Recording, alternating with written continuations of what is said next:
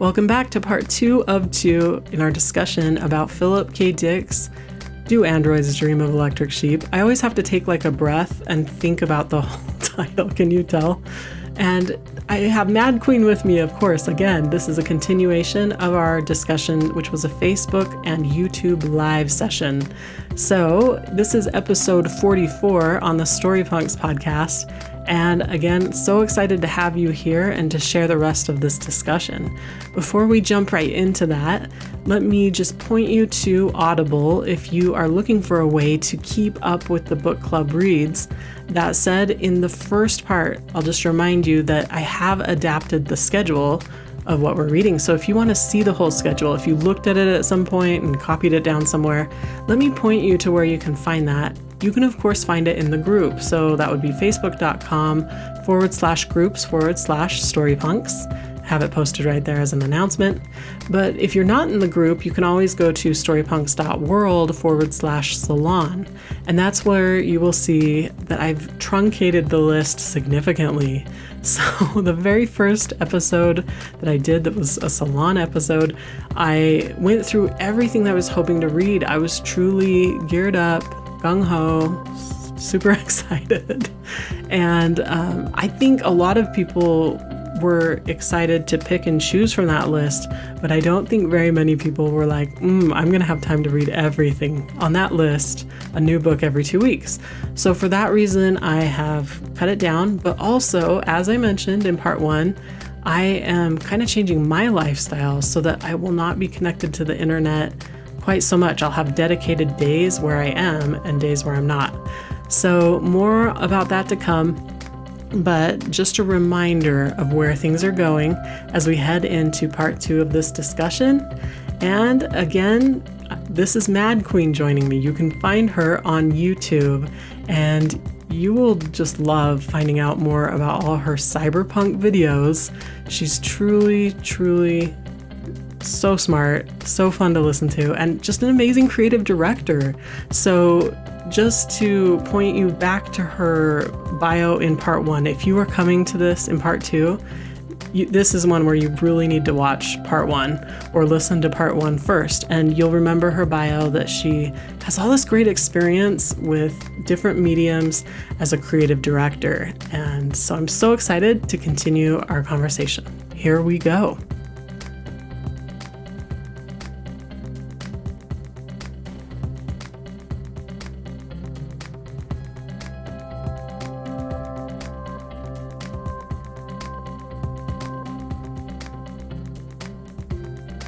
This was a great quote about everything being true. So it says, everything is true, he said, everything anybody has ever thought. So it's an interesting idea. Did you have any other insights about that? Well, yes, actually, I love this quote because I'm going to make a parallel here. There's this book of Terry Pratchett called Small Gods or something like that, Minor Gods. I don't know what's the translation to English. That in Ankh-Morpork, you have gods. The power of gods is the power of how many people believed in them. So if people stops believing in a god, this god loses the power. Then later on, this was explored again in American Gods by Neil Gaiman. So in this book, you have this super powerful god that is supposed to be some sort of parody of the Christian god that comes to the world in the shape of a turtle because everybody is following the dogma, but no one believes in him. So it's something similar to what I believe Mercer is explaining in that something is true as long as you believe in it. Because when people there's this point at the book where in this show of a friend, I don't know how they translated it into how was in English. I just remember the translation was friend something. Well, the TV show that they are doing where they say that Wilbur Mercer doesn't exist. It's just it's everything recorded in it's like it was a film. Oh. And then Wilbur Mercer said, well. Everything is true, everything that everybody ever thought about, because as long as it's in the mind, at least it's true in the mind. I don't know if I'm explaining myself in here. No, I think you are, yeah. And do you think this goes along with the poster's question? Sorry, I can't see the person who asked about the universe. Sorry, what question?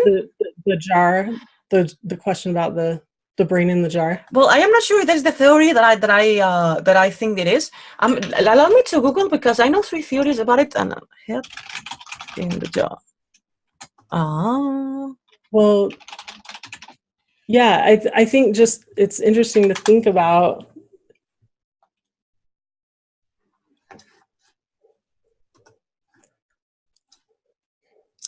I don't know if the head in the jar theory is that one that says that Descartes is an android, but I'm not finding it.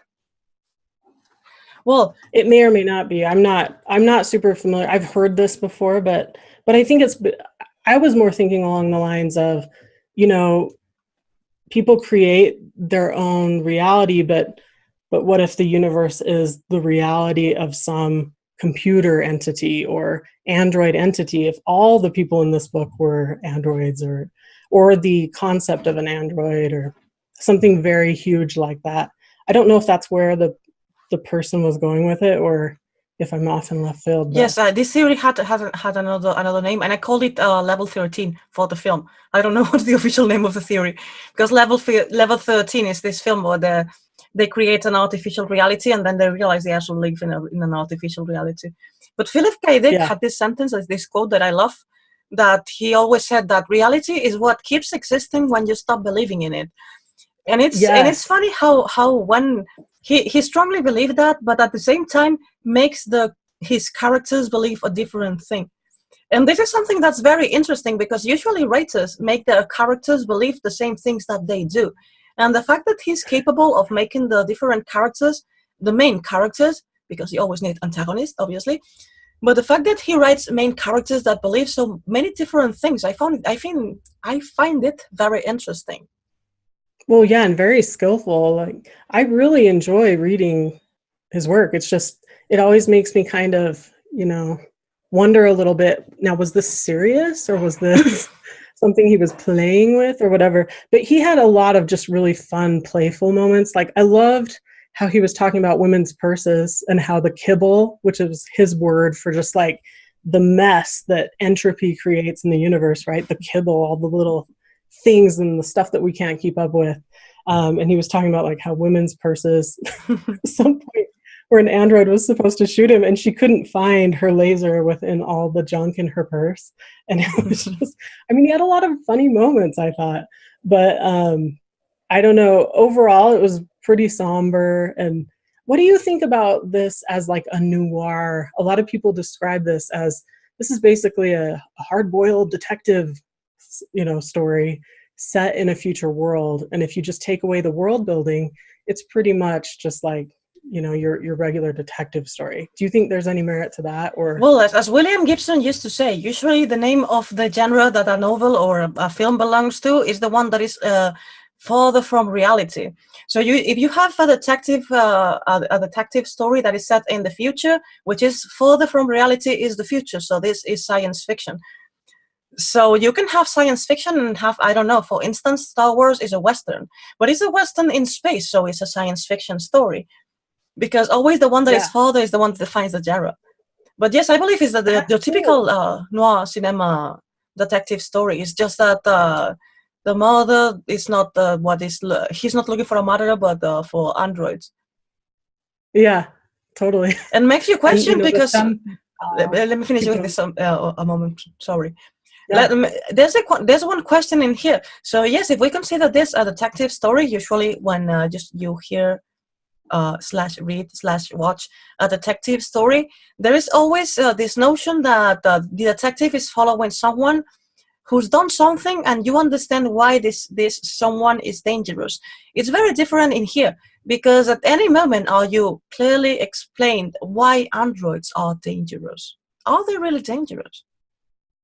Yeah, we don't know. I don't think it's answered, but that is a definite question in the book. And it's also interesting that I think it was towards the end, and I think it was, I cannot remember which character, but there was a character who thought about that and was like, well, I don't know, is it just because, do I think they're dangerous because they're more intelligent, they're stronger, or does that actually mean they're dangerous or not? And I thought it was interesting when I heard that thought. I was like, well, actually the book handled that differently than the movie, because in the book I would say that they thought that androids were highly dangerous. But then in the movie there was that just interesting turn where, you know, the androids, oh dang it, is it Bot? No, I'm saying the wrong. The gentleman android, he was married to Roger Howard in the film, yes. yes, perfect, yes. But how he just did that really fast turn and decided that he would, you know, release the dove and die. I mean, did you think that was a moment that was won by the story, or do you feel like that was just like a cheap trick to like make it so that we continue empathizing with, you know, Deckard? Because that was handled way differently than the book, right? There are many things that were handled differently in the film, and I wondered if it's a matter of philosophy, if it's a matter of story, or if it's a matter of cinematography. Because the way of solving the last scene of the, well, no, not the last scene, and even more depending on what cut are you watching. But this scene with Richard Howard that says, well, I've seen things. This is a very cinematic scene, and in the visual language, it explains a lot more than if you are only hearing it, which is something that you cannot achieve with the book. You need to go through way more steps to reach the same conclusion, which in the film was way easier. There's also this battle where Deckard is killing all the androids in the book, but the way that it is expressed in the film is way more spectacular. Difference is that Daryl Hannah doesn't look like Rachel at all, which would have been very funny. But I understand, for instance, that they change it because it may be hard to understand what they do. Yeah. I mean, visually, not because people is stupid and don't understand that both are robots made from the same pattern, but visually it's very difficult to understand, because one thing is what you understand of the story, and the other thing is what you understand visually. Yeah, that totally makes sense. That's a good point. Okay, so I think we covered all of the quotes for the most part. The one that wasn't loading for some reason was by Rachel, and I'll just see if I can grab this because it's pretty funny. That's my favorite one in the book, to be honest. Yeah, so I didn't want to leave this out because I knew that. So, I love you, Rachel said. If I entered a room and found a sofa covered with your hide, I'd score very high on the Voight Kampf test. That's pretty funny. And I don't know, it's totally probably just to be funny, but I actually thought there was a lot of foreshadowing in that. Like, Rachel has an interesting concept of love, and I know that this is just probably to be funny, but yeah. Well, what were you thinking? More than having an interesting concept of love, I believe that she's just faking. Yeah. Oh, really? I actually thought the opposite. No, I thought that she was just faking because she sleeps with him, and prior to that, she sleeps with the other Blade Runner. So it's just like a tactic of the company to make the Blade Runners to feel closer to the company, to feel less compelled to hurt the company. So that's why I thought, well, she's faking. Probably she said the same to the one before.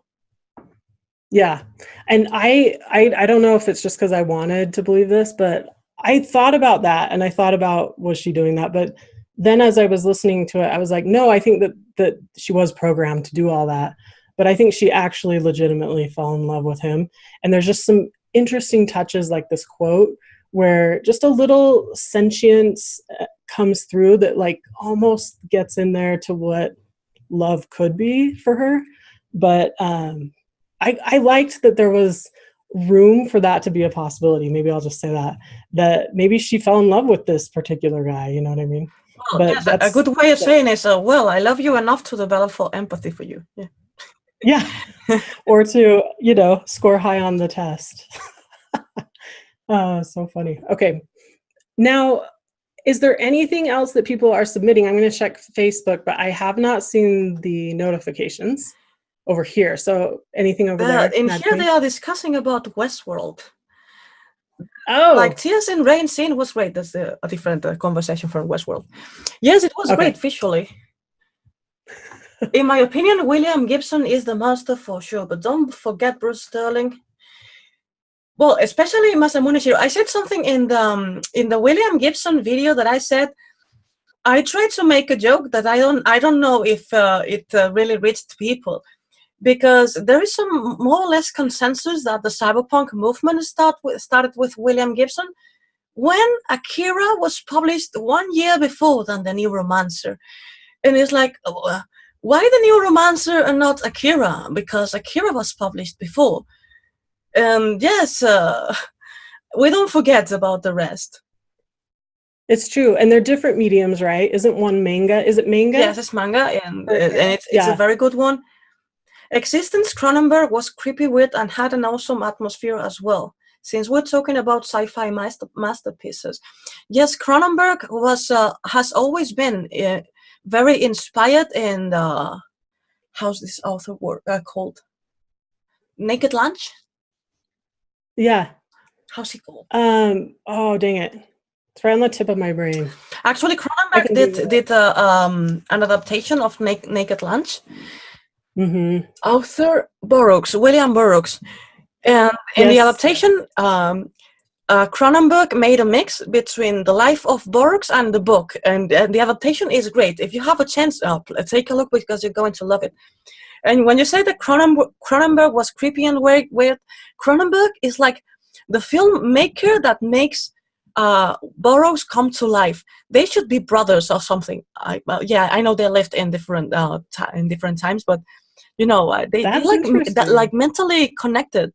I don't know if that's because Cronenberg read a lot of Burroughs, but they are really, really close. They also love the same tropes. Okay, do you feel like is there anybody else's comment? Okay, I thought I was cutting you off. No, it's okay. So, do you feel like there's anything you want to add as far as the games and the games that you cover in your channel, how it links back to this? Well, the games that I cover in my channel, I believe that we can have this conversation better as soon as Cyberpunk 2077 is released. It's true. Because now I can only speculate based on the books that inspired this video game, well, inspired that are the history of this video game. Yeah. And if anybody has not checked out from my channel, if you have not checked out Madqueen's video feed, check them all out. But you want to check out the one about Gibson's influence on cyberpunk, especially since people in my channel are really interested in all the different punks like steampunk, diesel punk, cyberpunk, and the interplay among them. So awesome. Okay, well, Madqueen, as we went through this, is there anything still lingering that you want to bring up? I brought up the things that kind of like brought up emotional triggers for me, just like, but I honestly think this is a book I could reread and get something different out of it, depending on the different time in my life. So that's probably what will happen for me. But yes, anything else? Do yourself a favor and read Valleys. I mean, I insist. Do that first? Okay. It's a completely different thing because Philip K. Dick had this evolution on his life. I think I talked about it before.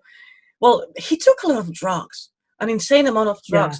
Yeah. And not only that, the end of Scanner Darkly, the film, where he makes a list about all his friends that died from drug abuse. Because on the Scanner Darkly, he tries to make an allegory of drug abuse and society abuse, and it ends with this list. And I was totally crying that part. That, oh my God, so many people died. And he took a lot of drugs, and he faced a moment of his life. He saw God.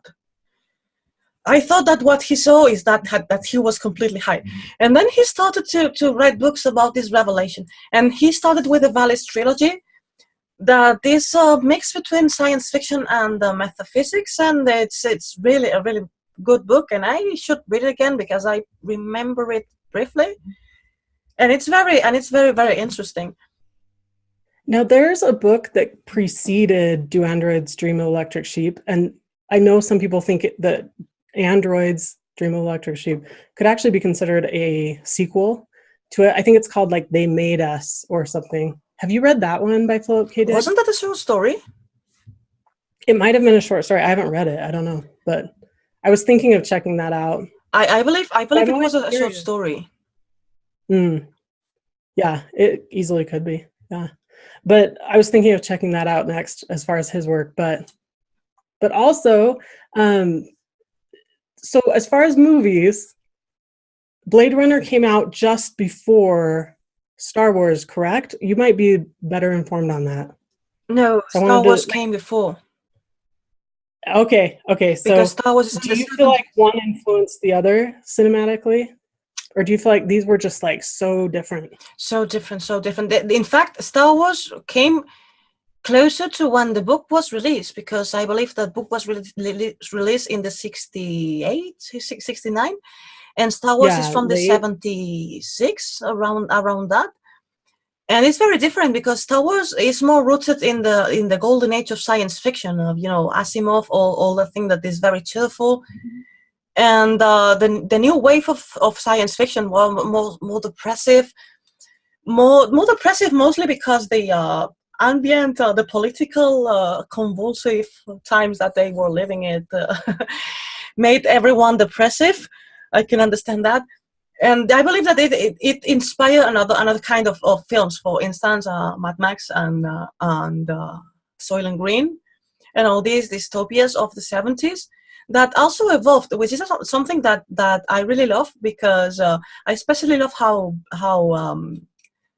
Mad Max evolved, how the first film explained a universe and the last one explained a completely different universe, and they are the kind of dystopia that you can think of in the moment that they were written. This is amazing. But Star Wars, really I don't see I see more Asimov in Star Wars than Philip K. Dick. Okay. Yeah, since some people may be very familiar with Star Wars, obviously, I just wondered for anyone looking to jump in, if, just the comparison, the influences there. But yeah, as far as what we investigate on my show, there's tons of dystopian in the punks. Not everything. There's a lot of stuff that's more light, more hopeful, or whatever you want to say. But yeah, there's definitely a dystopian thread through a lot of stories. And so that's interesting to think about these influences and tracking them from different foundational works like this one.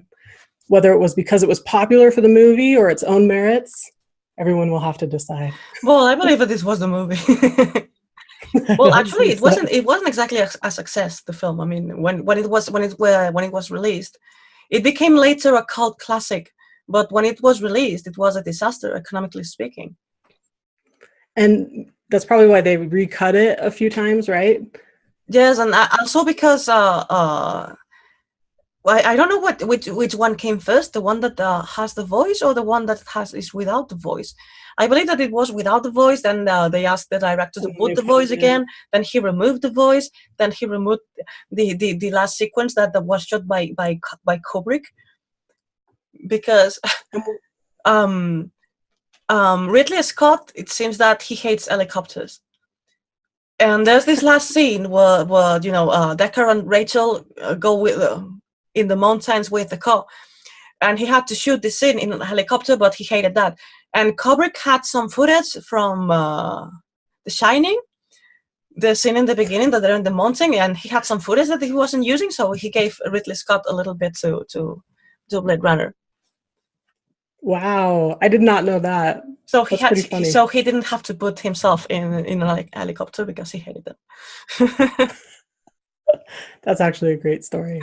That's why I love learning from Madqueen. This has been a great discussion for me, especially having just revisited the book. If you haven't jumped in with the book, feel free. I listened to the audiobook. I thought the narrator was awesome. So that was a great way to revisit it.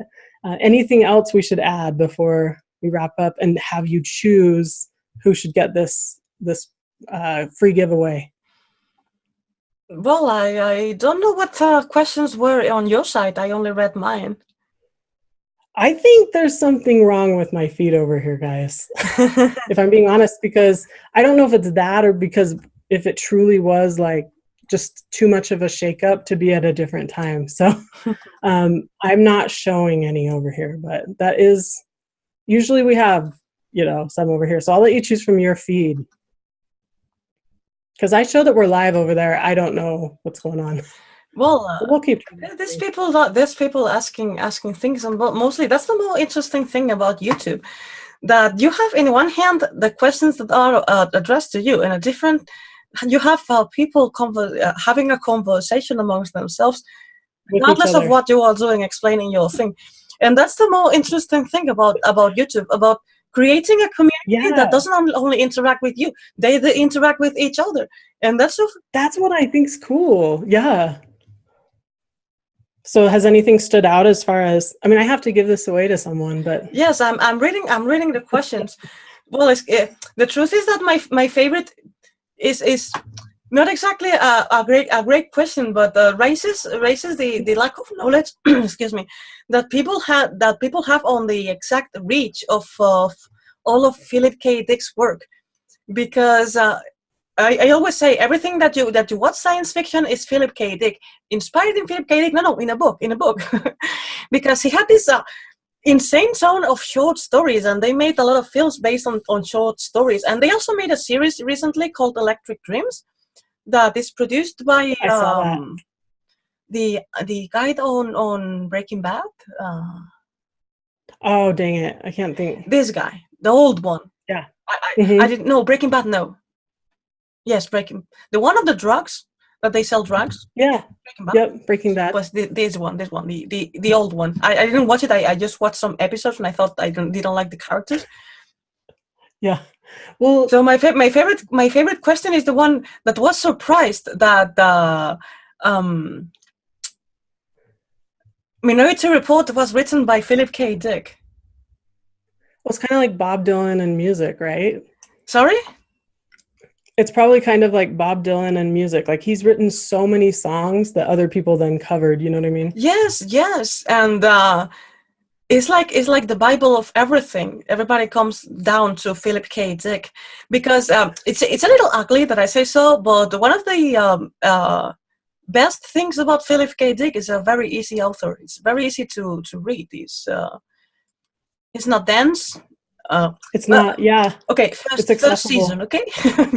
First season of first stage of life. In this first stage of life, he's easy to read. He's not he's deep, but not that much. You can really go way beyond of what he wrote. So you can take a very short story, and from there you can create your own speculation. And it can go in different directions, and it's always going to be a different story. Because I'm sure if someone else took The Android's Dream and made a different film, they could make, taking the story of the book and the speculations and the themes of the book, they could create a very different story, completely different to the film Blade Runner. And this is something amazing, because it's not that his developments are great, but as a seed, he's great. He's amazing. Yeah.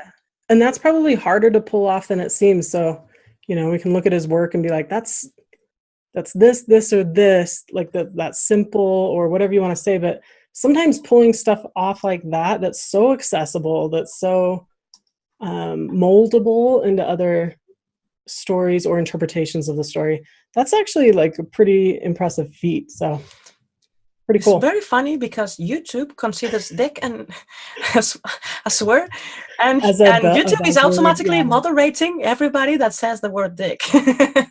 I am so sorry, guys. I'm surprised. YouTube doesn't depend on me. Yeah, that's his name. Yes, it also happened. The video what I explained about William Gibson, that I talked about Philip K. Dick too. I got censored for the word Dick. It's like, hello, he's an author.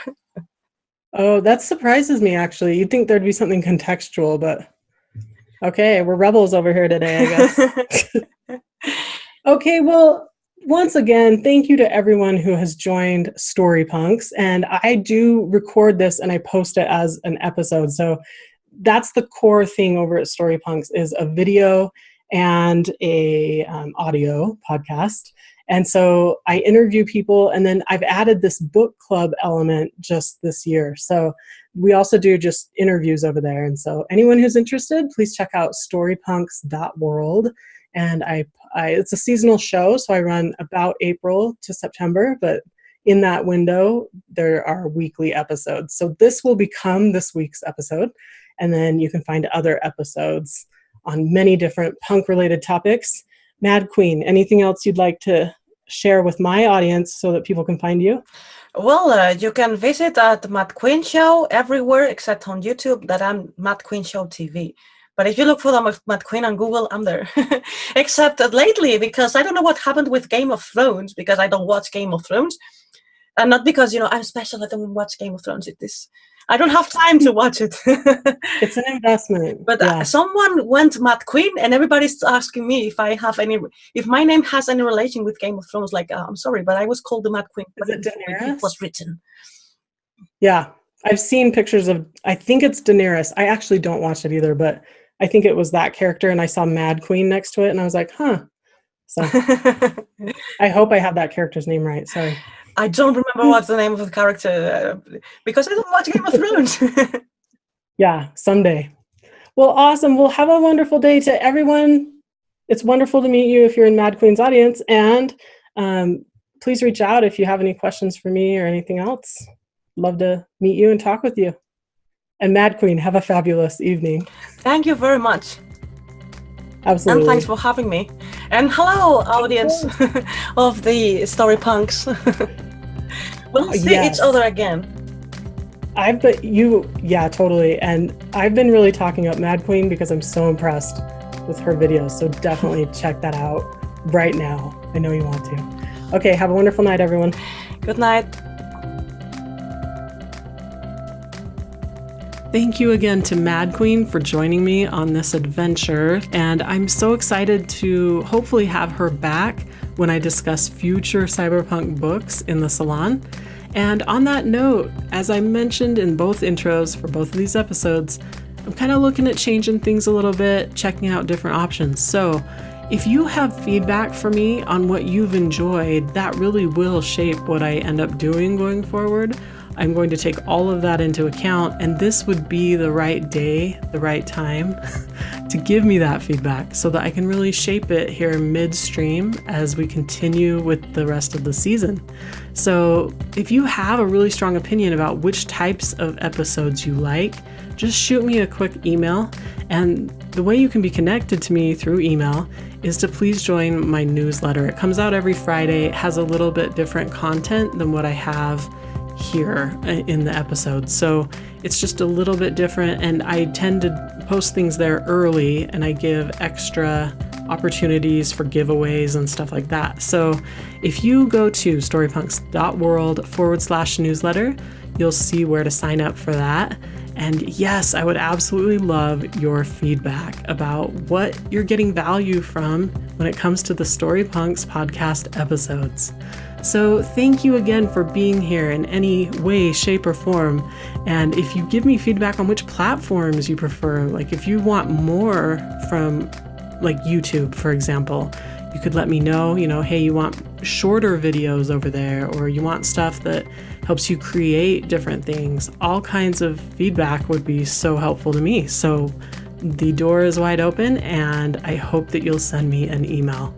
And other than that, I just wish you the best with everything you're working on as we head into summer. Sometimes that's a really creative time for people. So I hope that you find at least some time to work on your projects or to just enjoy more stuff that's in the punk-related realms. And it's just a pleasure to have you here. And I'm wishing you the best until episode 45.